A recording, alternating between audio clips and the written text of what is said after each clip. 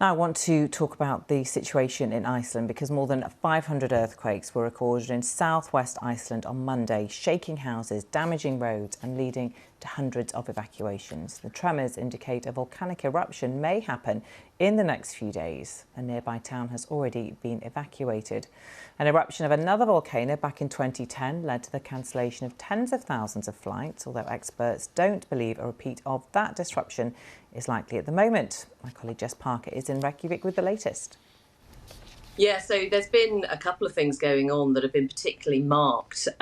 These tremors, I mean, you mentioned sort of hundreds of earthquakes, so actually thousands have been felt in Iceland, particularly in the southwest area over recent weeks. And the big fear at the moment is, as you mentioned, the town of Grindavik, which has been completely evacuated. Nobody's allowed to stay there at the moment. You might have seen pictures as well of really cracked roads and sinkholes in the area as well. But the big fear is that actually, if and when an eruption happens, and nobody knows exactly when or where that might be, but there's enough seismic activity near the town to lead to concerns that you could see very destructive lava flows flowing through it. So all those people, the 4,000 odd people who've had to leave their homes, they are now waiting to see what happens and whether that level of destruction occurs.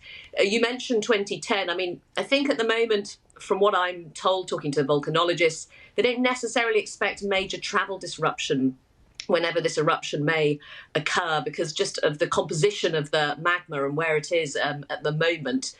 You can't know for sure, but I'm told it's very unlikely. But the real worry at the moment, as I say, is this town of Grindavik. And while they are very used to seismic activity, to have a whole town evacuated and fears that it could actually be destroyed or partially destroyed, that hasn't happened, I'm told by locals, for around 50 years. Often these eruptions go on quite far from where people actually live. So it's actually caused quite a lot of upset across the country because, of course, it is a relatively small country in terms of the size of its population.